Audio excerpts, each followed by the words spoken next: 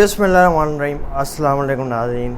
Punjabi vlog जीपे Pakistan YouTube channel ते तुसी वेख रहे हो नवी एपीसोड। सोहेब सालिक तुहाडा मेज़बान तुहानू खुश आमदीद कहता है।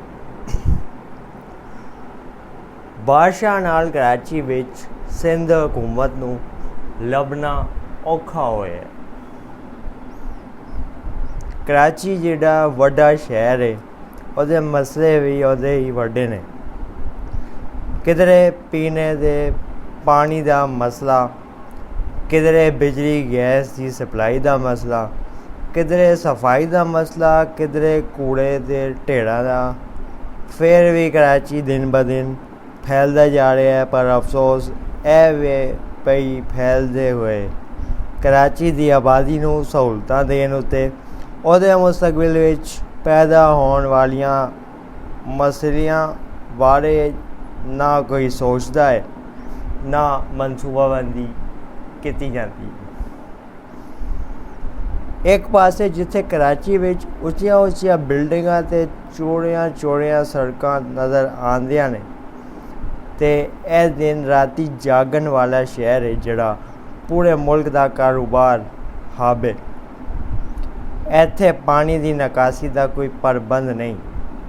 जदों भी बारिश होन ते ऐदा एको ही रौला है, दियां सड़कां नदियां नालियां का मंजर पेश करन लग जांदियां ने। ते जेकर बारिशां हो जान ते फिर गल वध जांदी है। पानी सड़कां तो अगे बिल्डिंगां ते बेसमेंटां विच जा वड़दा है ते नुकसान की वजह बन जाता है। इस साल भी जदों बारिशां दा तूफान आया, कराची की इंतजामिया उहदे अगे बेबस नज़र आई। सड़कां उत्ते इन्ना पानी आ गया भाई कश्तियाँ चल सकदियां ने पर गड्डियां नहीं चल सकदियां। वजह यही पई कराची दे बरसाती नाले उत्ते वड्डे वड्डे प्लाजे ते अवामी घर बन गए ने। नहीं इस तो इलावा घोड़े दे करकट की वजह तो मौजूद नाले बंद हो जाते हैं। इसलिए इल्ज़ाम पीपल्स पार्टी की सूबाई हुकूमत उत्ते आंदा है भई वो कई वरियां तो ऐसे हुकूमत कर रहे हैं, कराची दे इस मसले का कोई हल नहीं कढ़ सके। जरूरत इस गल की है भाई कराची जे बैनुल अकवामी शहर नू बैनुल अकवामी अंदाज विच मुनज़म करना चाहिए। इत्थे दी सफाई का आमला ट्रेंड होना चाहिए। इंतजामिया अगले 4-5 वरियां दी मनसूबाबंदी अज ही करे तो मसला पैदा होने तो पहला ही उसका हल कढ़िया जा सके। जिथे तक मुमकिन होए बरसाती नालियां उत्ते गैर कानूनिया तामीरात नू ख़त्म करके और नाले बहाल किए जावन। वधी हुई आबादी ते कंट्रोल किया जाए ते नवीं आबादियां नू खास मनसूबाबंदी के तहत बनाया जाए, जिथे सीवरेज का निज़ाम अगले 50 साल वास्ते सामने रख के तरतीब दिता जाए।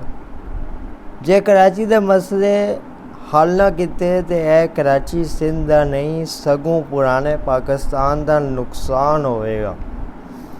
इसलिए कराची दियां मसलियां नू सियासी ना बनाओ, सगों रल मिल के इनू हल करने वाले पासे आओ। वड्डियां कौमां दी यह निशानी होंदी है, यही शान होंदी है कि वो रल मिल के अपने मसले हल करते हैं, एक दूजे को इल्ज़ाम देने के बजाय मसाइल उत्ते गल करने वास्ते तैयार होंगे। जनाब सोहेब सालिक दे पंजाबी वीलॉग का यही मैसेज है कि यह जी बारिशां हुई ने यह अगे फिर सुनने चाह रहे हैं कि मज़ीद बारिशां आ रही ने। जिसले बारिशां आनगियां पानी आएगा, ज़्यादा वध बारिशां आनगी तो वध पानी आएगा, लेकिन इनू रोकने वास्ते इंतजाम जे तुसी करना चाहो तो कर सकते हो, कोई इन्नी वड्डी गल नहीं आएगी। इजाज़त दीजिए, अगले वीलॉग की इंशाअल्लाह दोबारा तुहाडे नाल मुलाकात होगी। अपना ख्याल रखना सारा पाकिस्तान ते इनू अपनी राय जरूर देना है। पाकिस्तान जिंदाबाद जी आया।